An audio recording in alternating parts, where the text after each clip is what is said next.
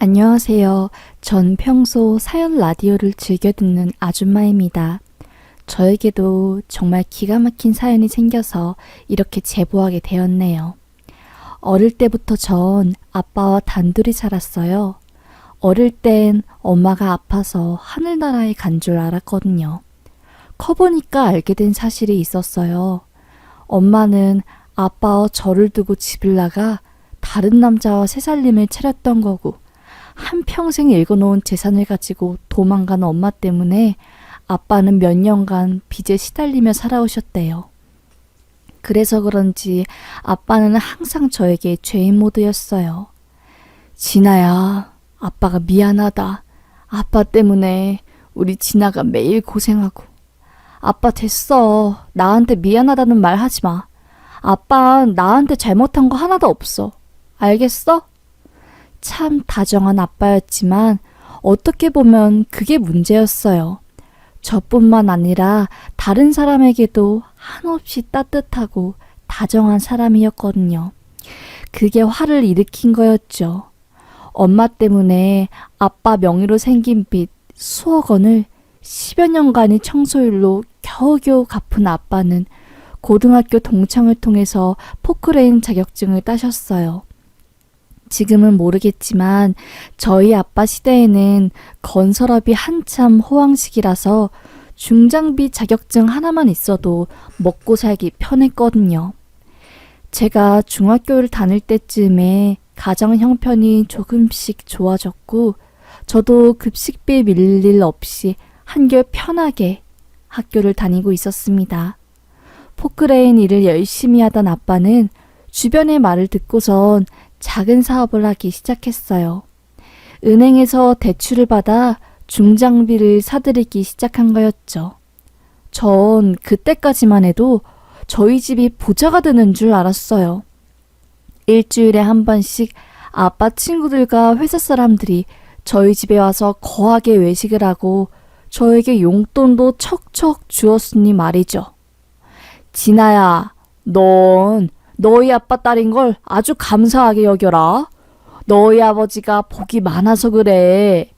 그래, 네 아빠가 주변 사람들한테 참 잘하니 그 복을 딸내미가 다 받을 거야. 저는 쑥스러운 마음에 방 안으로 쏙 들어가 버렸죠. 그런데 몇 개월 뒤였을까요? 누군가 집 철문을 쾅쾅 두들기는 겁니다. 누구세요? 안에 네 아빠 있니? 문 좀 열어봐. 문을 열어 고개를 빼꼼 내민 순간 키가 엄청 큰 어른들이 대문을 확 열어 제끼고는 절 밀치고 집에 들어와서 집안을 쑥대밭으로 만들어 놓았어요. 돈 될 만한 것들은 전부 다 가지고 간 거였죠. 알고 보니 아빠의 착한 심성을 이용한 동업자가 아빠의 뒤통수를 쳐버린 겁니다. 저희 집에 놀러온 아빠의 친구, 회사 사람들 모두 한통속이었고 아빠 명의로 빌린 포크레인과 은행 돈 등등을 전부 들고 도망간 거였습니다. 사람 좋은 아빠였지만 사람을 너무나도 잘 믿었기에 그게 결국 독이 된 거였죠. 그때부터였을 거예요. 제 성격이 굉장히 독립적이고 강해진 게요. 하루아침에 다시 빚쟁이가 되어버린 전 아빠가 미웠습니다. 딱 그 시기가 사춘기였을 거예요. 중학생이었으니 말이죠. 학교에서 친구들과 잘 지내며 하루하루 행복한 삶을 살았던 전 하루아침에 외딴 시골로 전학을 가게 되었고요. 서울에서 온 학생이라며 은근한 따돌림도 당했고 엄마가 없다고 담임 선생님에게 무시도 당했어요. 그때는 촌지 주는 게 당연한 시절이라서 당연히 엄마가 없는 전 담임 선생님에게 촌지를 줄 수도 없었고 교실에서 미움받는 아이가 되어버린 거였죠. 공부도 곧잘 했던 저였지만 집안의 빚 때문에 학교조차 다니기 어려운 상황이었어요. 고등학교에 우여곡절 들어간 전 남아있는 악바리 근성으로 전교 1, 2등을 왔다 갔다 하는 아이가 되었습니다. 하루는 공부를 하다가 마음이 너무 서럽더라고요. 아빠는 대체 왜 이렇게 멍청하게 사는 거야? 사람들 좀 믿지 마. 우리가 먼저 아니야? 우리 입에 풀칠하는 게 먼저 아니겠냐고. 당장 빚이 이렇게 많은데 왜 옆집에 혼자 사는 할머니한테 용돈 찔러주고 그러는 거냐고. 아빠와 크게 싸운 전 하루빨리 집안을 벗어나고 싶었던 마음이 가장 컸습니다. 그래서였을까요? 제가 결혼을 일찍 해버린, 너무나도 서둘러버린 것이요. 고등학교 졸업하자마자 서울에 있는 대학을 붙은 전 아빠한테 말했습니다. 이제부터 내 인생 내가 살 거니까 나 그것만 좀 도와줘. 알겠어, 진아야. 아빠가 책임지고 등록금 마련해 줄게. 하지만 등록금 납입 날짜 당일까지 결국 돈을 마련하지 못한 아빠 때문에 전 대학 입학을 포기하게 되었습니다. 그날 얼마나 울었는지 몰라요. 내 앞에서 무릎 꿇고 미안하다며 대성통곡하는 아빠. 그 모습이 그때는 너무나 한심해 보였습니다. 전 아빠와 연락을 끊고 무작정 서울로 상경해 한 약국에서 약 조제사로 취업을 하게 되었어요. 그때 고시생이었던 남편을 만나게 된 거였죠. 남편은 명문대를 다니면서 고시를 준비하고 있던 학생이었고 매일 아침 두통약을 사러 왔어요. 머리가 많이 아프신가 봐요. 두통약도 자주 먹으면 내성 생기는데. 시험이 얼마 남지 않아서 그런가? 머리가 자주 아프네요. 가벼운 말로 시작한 저희의 인연은 연인으로 발전하게 되었습니다. 혼자서 시험 준비를 하고 있던 남편과 서울의 홀로 상경에 아등바등 살고 있던 전, 서로의 외로움을 보듬어주는 존재가 된 것이었죠.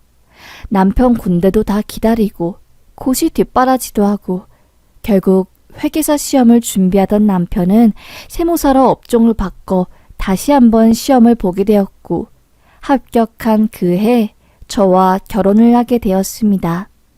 결혼을 약속하게 되면서 아빠와 다시 연락도 하게 되었어요.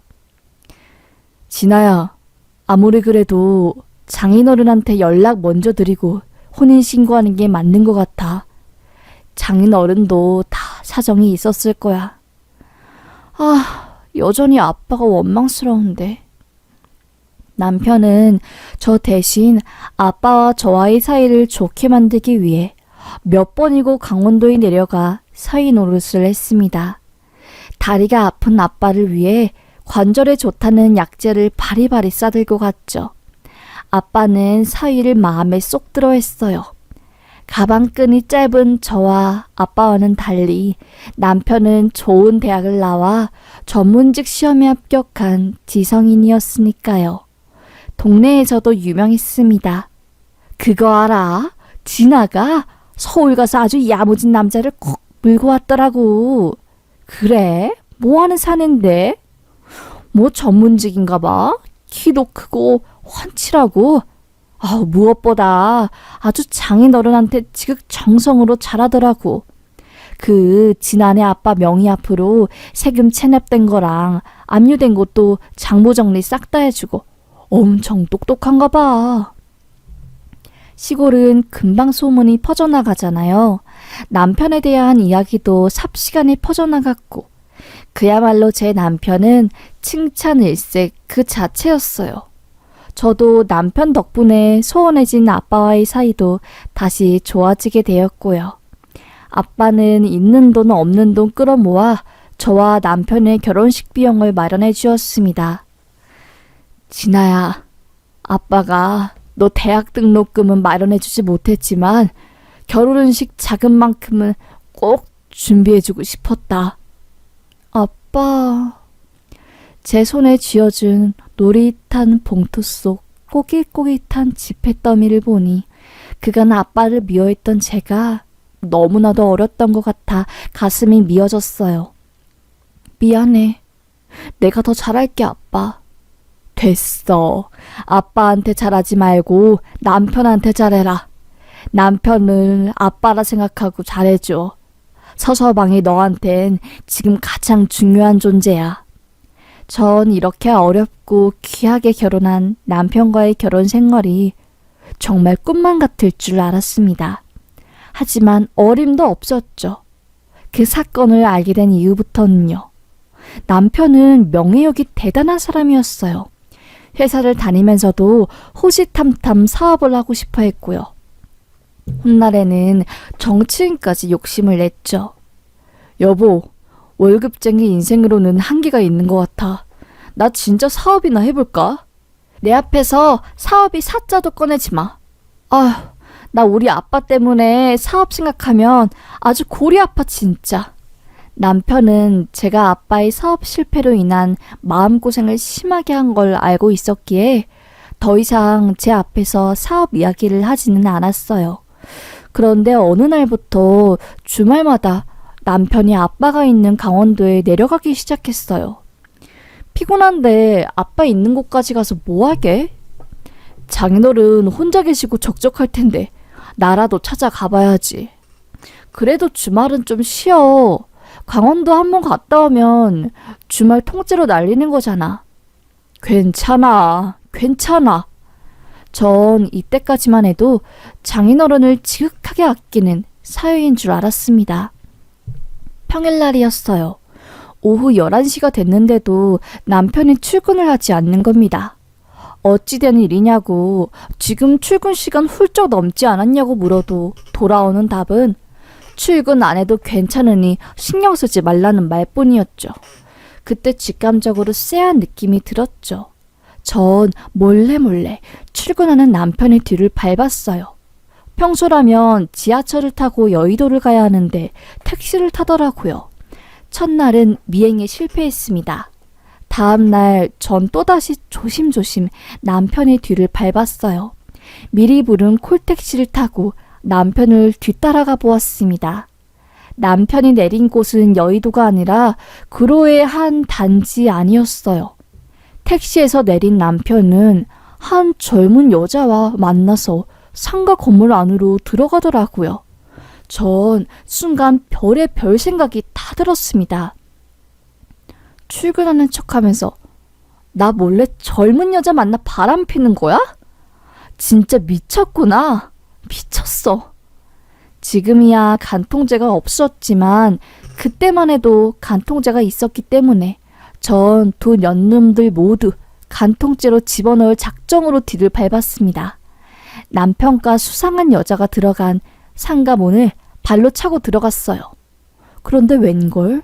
너무나도 애떼어 보이는 여자가 눈을 동그랗게 뜨고 서류를 만지작거리다가 저를 쳐다보는 겁니다. 누구시죠? 저도 당황해서 아무 말이 안 나오더군요. 그때 안쪽에서 나온 남편이 제 얼굴을 보고 깜짝 놀라 자빠질 뻔했어요. 아니, 당신 뭐 여기 어떻게 온 거야? 내가 묻고 싶은 말이야. 당신이야말로 왜 출근 안 하고 이상한 상가 안에서 이러고 있는 거야? 나 몰래 뭐 하는 거 있어? 대체 어떻게 된 거야? 남편은 자초지종을 전부 다 설명해주겠다며 저를 소파에 앉혔습니다. 너무 화가 나서 흥분한 전 숨도 제대로 못 쉴 정도였어요. 앳된 여자가 종이컵에 따뜻한 녹차를 타와서 저에게 한 잔 건넸고 겨우 숨을 고른 전 남편의 말을 들어보기 시작했습니다. 그게 아니라 사실은 내가 아버님이랑 알고 보니 남편이 그동안 강원도에 내려간 이유가 바로 아빠와 사업을 저 몰래 준비하고 있었던 겁니다. 남편도 그렇고 아빠도 그렇고 사업에 대한 미련을 버리지 못했던 거였어요. 제가 알면 노발대발할 게 뻔하니 저에겐 철저하게 비밀로 하고 사업이 안정화될 때까지만 몰래 진행하고자 한 거였습니다. 불륜 관계인 줄 알았던 그 여자 직원도 알고 보니 고졸 출신 경리였던 거였죠. 구로에 저렴한 상가를 빌려 사업을 시작한 거였어요. 그래서 남편 놈이 아침에 늦게 일어나도 괜찮다고 한 거였고요. 장인어른한테 인사드리러 간다는 핑계로 사업 구상을 하러 간 거였답니다. 그래서요, 이제 어떻게 할 건데? 어쩌자고 나한테 상의도 없이 회사 퇴직하고 아빠랑 사업을 해? 화가 난 전 일주일 동안 아빠와 남편과 말도 섞지 않았어요. 중간에서 어린 경리만 눈치를 볼 뿐이었죠. 경기도 좋지 않을 때라서 사업은 점점 힘들어져 갔습니다. 힘들게 모은 전세자금도 빼서 남편의 사업에 보탰고요. 아빠도 강원도에서 서울로 상경해 작은 방을 얻어가며 사업에 매진했습니다. 남편은 맨날 새벽 1시 넘어서 집에 들어오기 일쑤였어요. 아휴, 이건 또 무슨 술 냄새야. 도대체 어디서 이렇게 술을 마시고 들어와서 깽판을 치는 거야, 정말.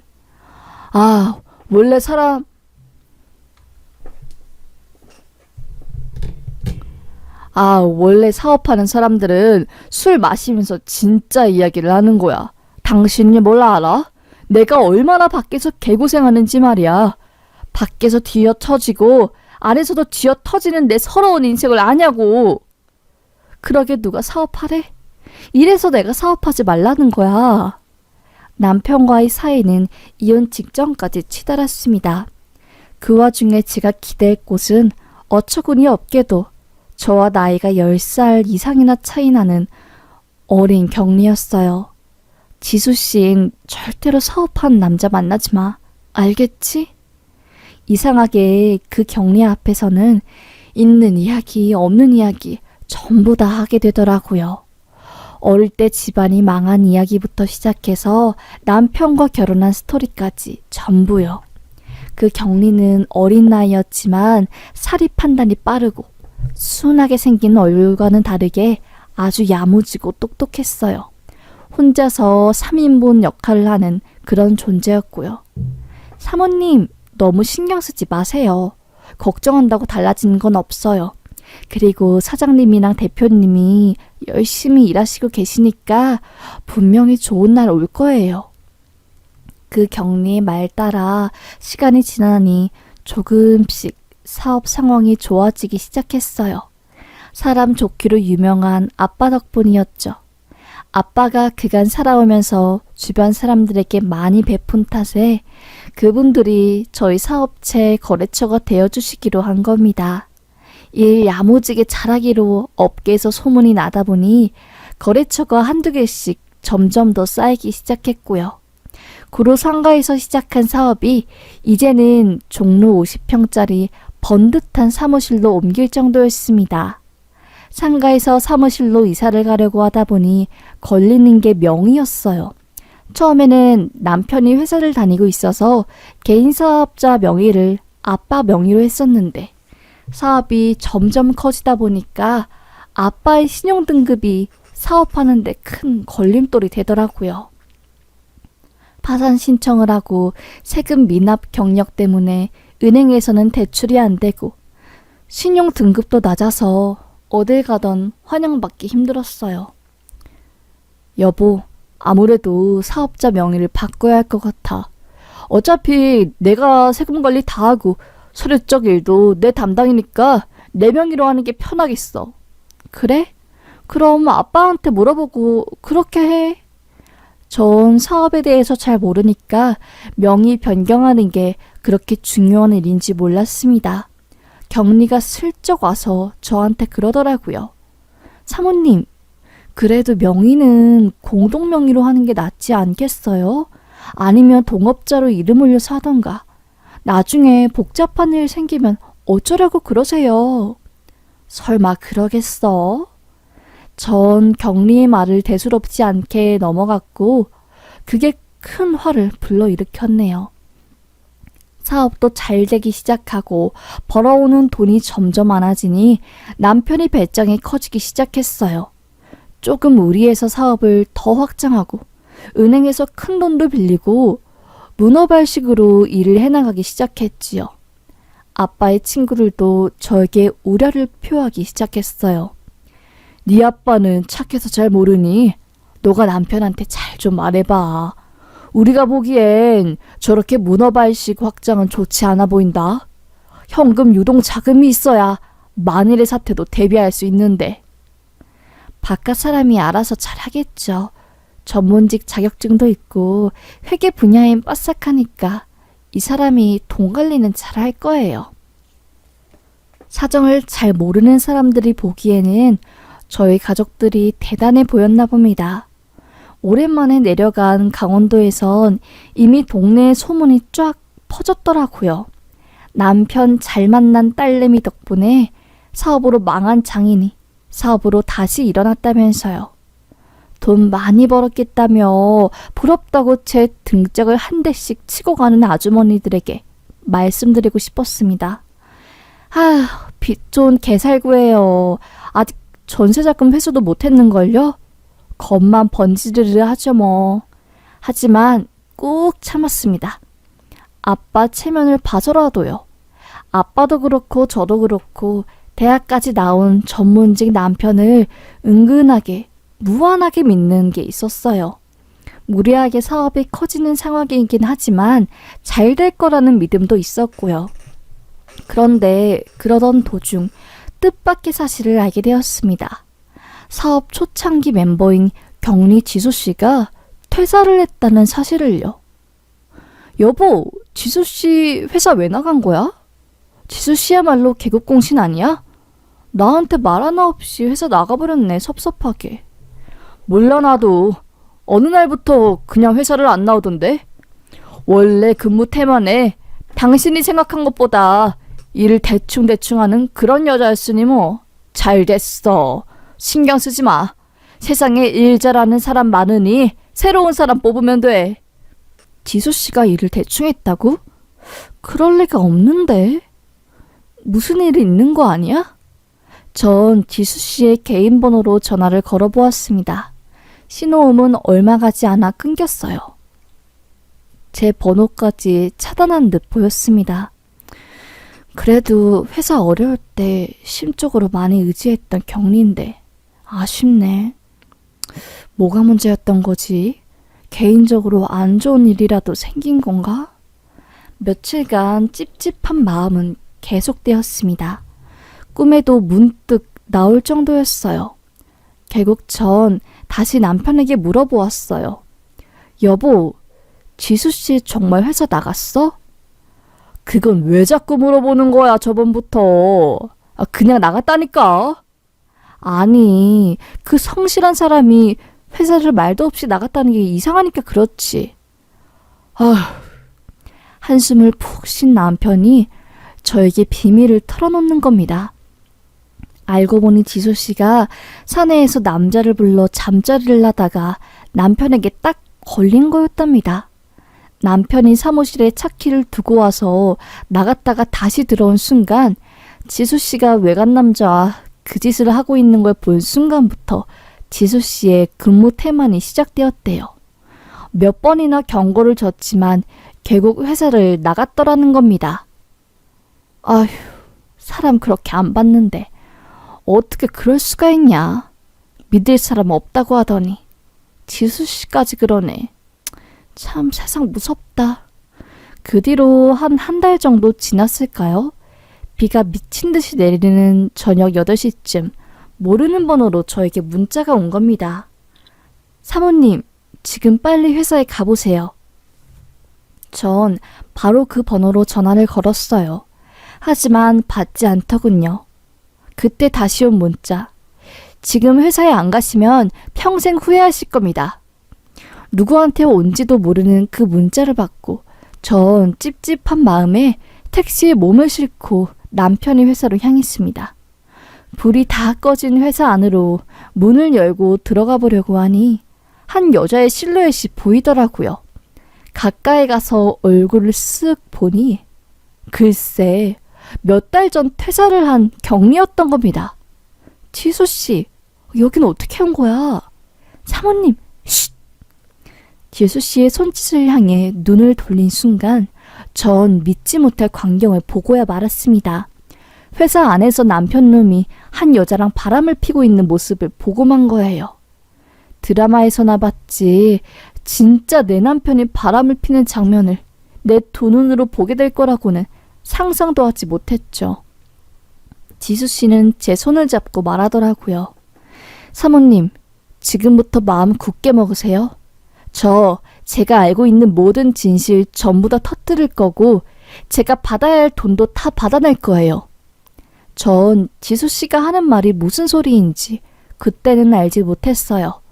당장 눈에 들어온 건 회사 사무실 내에서 한 여자와 불륜질하고 있던 남편 놈이었죠. 문을 벌컥 열고 들어가 불을 켰습니다. 야, 너 뭐하냐? 거래처랑 술 마신다고 하더니 사무실에서 외간 여자랑 떡치는 게 술 마시는 거야?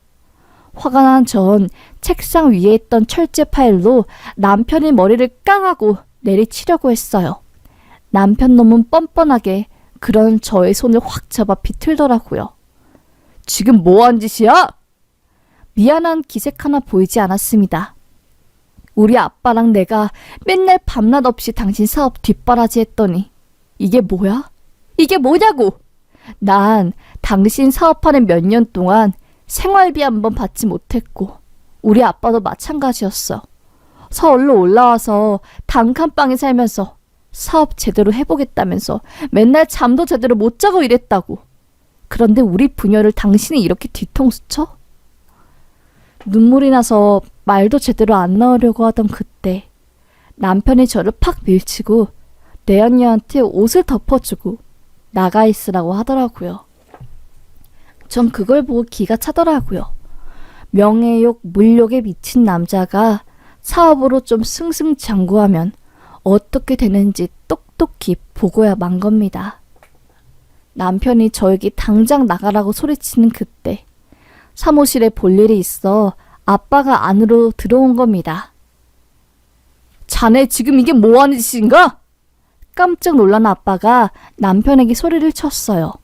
단단히 미친 남편 놈은 장인 어른은 빠져주세요. 좀! 오늘 무슨 날이야?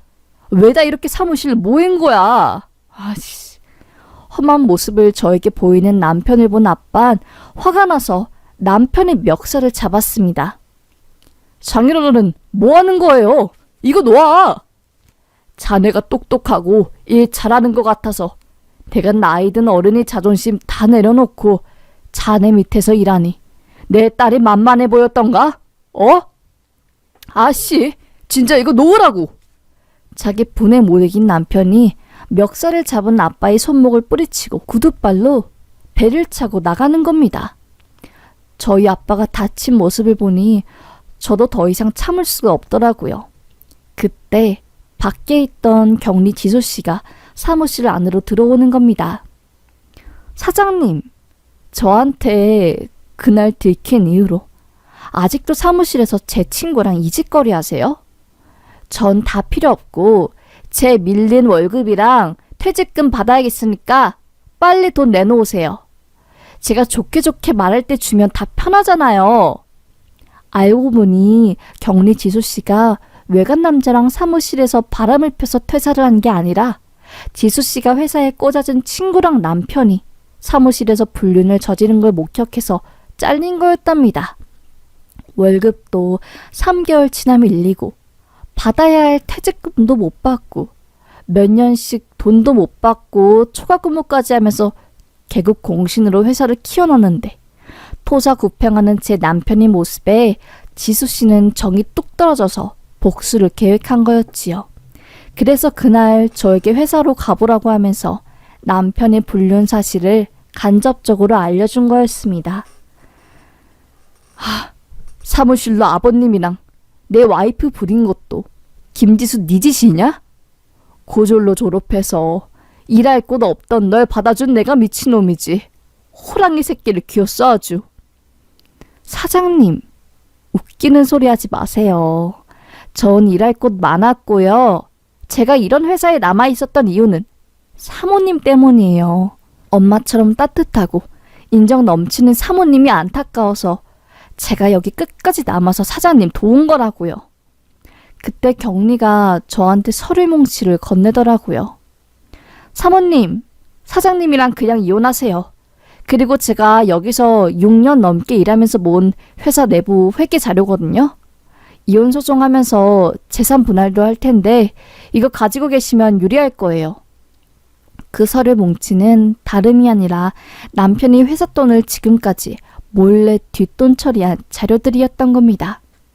1년에 수억씩 벌고 있었으면서 저랑 아빠한테는 돈 없다고 빌빌거리고, 알고 보니 거래처랑 거래한 장부를 뻥튀기 해서 중간에 빈 돈을 자기 뒷주머니로 다 넣은 거였어요. 아빠는 아무것도 모르고 그저 가방끈 긴 사위의 괴팍한 성격을 다 맞춰주면서 성공할 날만을 목 빠지게 기다린 거였고요. 저도 그저 바보처럼 대학 나온 남편의 말만 철석같이 믿고 있었던 거였습니다. 경리 지수 씨에게 너무나도 미안해졌어요. 단단히 제가 오해를 하고 있었던 거였죠. 저보다도 야무지고 사리 판단이 빠른 지수 씨는 진작에 모든 자료를 수집하고 있었던 겁니다. 남편이 지수 씨에게 회계장부를 좀 손봐달라고 할 때부터 쎄한 느낌을 느껴서 원본 자료를 전부 다 복사하고 가지고 있었대요. 그러다 개국 공신인 자기를 자르고 밀린 월급을 안 주면서 분노가 점점 차올랐고, 자기의 친한 친구조차 본인을 배신하고 사장님이 내연녀로 기고만장하게 매일매일 백화점에서 쇼핑하는 모습을 보고 있자니 화딱지가 났답니다. 그래서 저에게 문자를 한 거였고요. 전 그날로 아빠와 함께 바로 이혼 변호사 사무실에 찾아가서 이혼 소송을 준비했습니다. 상간녀 소송도 함께 진행했고요. 상간녀가 저에게 변명이라고 하는 말이 참 웃기더라고요. 전 사장님이 결혼 생활 중이신지 몰랐어요. 사업 때문에 별거하고 있고 실질적인 이용 상태라고 해서 그래서 전 사장님이랑 만남을 시작한 거였어요. 뻔뻔하게 변명을 했지만 전 콧방귀를 꼈습니다. 네 친구가 안 말해주디? 네 사장 마누라 떡하니 있다고. 그리고 아내랑 이혼을 했는데 왜 장인 어른이랑 동업을 하니? 어디서 머리에 피도 안 마른 게 말도 안 되는 거짓말을 하고 있어. 바락 소리를 지르고 한껏 상간녀를 째려보고 나왔네요. 간 큰 상간녀는 아니었나 봐요. 제가 소리를 지르니까 주저앉아서 엉엉 우는 모습을 보니까요.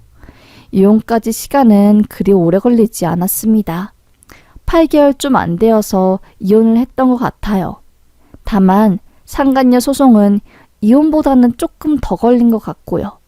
상간녀한테 위자료를 2천만 원 조금 안 되게 받아내고 남편한테 재산분할 청구도 했는데 그건 소송이 좀 복잡하더라고요. 다행히 제가 남편의 사업에 뒷바라지한 게 인정되어서 재산분할 또한 적지 않게 받아낼 수 있었어요. 하지만 딱 하나 분에 차는 건 바로 남편의 사업이었죠. 아무것도 모를 때 사업 명의를 아빠에서 남편으로 바꾸어 주었기에 실질적인 알짜배기 사업체는 남편의 손아귀에 있었던 거였습니다. 이혼 소송을 하는 와중에도 남편의 사업체는 점점 더 커져갔어요. 그 꼴을 가만히 보고 있을 수가 없더라고요. 무엇보다 아빠가 굉장히 분통 터져 하셨습니다. 아빠도 더 이상 착하게는 못 살겠다. 아빠가 살다 보니 착한 게 능사는 아닌 것 같아. 내가 지금까지 바보였던 거지. 흑화된 아빠는 굳은 결심을 하신 듯 어디론가 전화를 돌리기 시작했어요. 거무튀튀한 전화보수첩을 꺼내더니 온종일 열불을 토해내듯 누군가에게 계속해서 전화를 하는 겁니다. 아빠, 도대체 누구랑 전화를 하는 거야? 가만히 있어봐. 아빠도 다 생각이 있으니까. 그리고 며칠 뒤 이혼을 한 전 남편이 저에게 전화를 하는 겁니다. 당신이 나한테 전화를 왜 해? 아주 뻔뻔함이 하늘을 치솟는구나. 왜 전화한 거야, 기분 더럽게. 알고 보니 아빠가 전화를 돌린 곳은 전 남편이 회사와 거래를 하는 거래처 사장님들이었던 겁니다. 거래처 사장님들과 전 남편의 관계는 전부 아빠의 연줄로 이어진 것이었고 아빠는 그걸 이용해서 복수를 한 거였죠. 사이라는 녀석이 내 딸한테 피눈물을 냈다고 불륜을 저질렀고 지금 딸이랑 이혼한 상태니 그 사업체랑은 거래를 끊는 게 좋겠다고 하면서요. 평소엔 정말 천사 같고 다정한 아빠가 열불을 토해내는 모습을 처음 본 거래처 사장님들은 사안의 심각성을 깨닫고 거래를 끊어버리겠다고 아빠에게 약속을 한 거였답니다. 하루아침에 수많은 거래처와 거래가 끊긴 남편놈은 똥줄이 탔는지 전 아내인 저에게 전화해서 한 번만 봐달라고, 공과 사는 구별하면 안 되겠냐고 빌빌 빈 거였죠. 제가 전화를 툭 끊어버리니 저희 아빠가 있는 강원도까지 내려와 무릎을 꿇고 싹싹 빌었답니다. 자기 먹고 살겠네 해달라면서요. 이미 동네 사람들도 이 상황을 다 알고 있는 상태였고, 제 전남편이 아빠에게 와서 싹싹 빈다는 소식을 들은 사람들이 저희 집으로 몰려와 전남편에게 쌍욕을 퍼붓는 바람에 남편 놈은 오줌을 질질 지르며 집 밖으로 강제로 쫓겨나게 되었네요. 그렇게 강한 척, 멋있는 척, 잘 나가는 사업가인 척 하더니 결국엔 저희 아빠 없으면 아무것도 못하는 바지 사장일 뿐이었죠. 아주 속 시원하더라고요. 어릴 땐 아빠가 모두에게 착하고 다정한 성격이 너무나도 싫었는데, 오히려 아빠의 그 성격 덕분에 온 동네 사람들이 아빠를 도와주고, 거래처 사장님들도 곤란한 상황이지만 저희의 편을 들어주셔서 정말 화병을 풀 수 있었습니다. 전 젊을 때 다하지 못했던 공부에 대한 미련 때문에 이혼 후 방송통신대학교를 다니면서 못다한 공부를 하면서 살고 있고요. 아빠는 사업에 대한 미련을 싹 접고 지금은 강원도에서 감자 농사를 지으며 마음 편하게 살고 계세요. 이혼도 하고 위자료와 재산 분할도 받았지만 앞으로 남은 삶을 저도 주체적으로 살아가야 했기 때문에 서울로 다시 올라갔습니다. 예전에 약국에서 일한 경험을 살려 작은 한약방에서 한약재료를 포장하는 일을 하고 있었어요. 일한 지 한 2년 정도 되었을까요? 가게 문을 열고 익숙한 얼굴이 들어오는 겁니다. 자세히 보니 세상에 경리 지수 씨였어요. 몸이 허해서 보약한 채 지어먹을 겸 한약방에 들린 거였답니다. 지수 씨는 다른 회사에 취업해서 격리 일을 하고 있었고 평범한 여자의 삶을 살아가고 있었어요. 잠깐 손님이 없는 시간에 지수 씨와 못다한 이야기를 나누다가 몰랐던 사실을 알게 되었죠. 제 전남편에게 본이 안 풀린 지수 씨가 본인이 가지고 있던 세금 관련 회계장부를 글쎄 국세청에 넘긴 거였더랍니다. 남편은 세무사였기 때문에 편법으로 세금을 안 내는 방법을 잘 알고 있었고 그걸 통해서 엄청 많은 세금을 누락시켰나 봐요. 똘똘한 지수 씨는 낌새를 눈치채고 진작에 그 사실을 알고 있었고 가지고 있던 관련 자료들을 세무당국에 신고를 했나 봅니다. 저는 몰랐는데 세무당국에서 세무조사가 나오면 근 7년지까지 자료들을 싹 다 조사해서 세금을 때린다고 하더라고요. 남편은 저랑 이혼 후에 거래처도 싹 끊기고 세금도 폭탄으로 맞아서 결국 파산 신청을 했다고 합니다. 전문직 자격증을 가지고 있으니 어디 가서 굶어 죽을 것 같지는 않는데 그것보다 명예욕, 출세욕이 아주 강한 전 남편 놈은 자존심이 상해서 하루하루 고통에 몸부림치며 살고 있을 것 같아서 아주 꼬시네요. 상간녀도 친구들 사이에서 불륜한 걸로 소문이 쫙 퍼져서 동창회에 나오지도 못하고 멀리 이사를 가서 지수씨도 지금은 근황을 알 수 없다고 하더랍니다.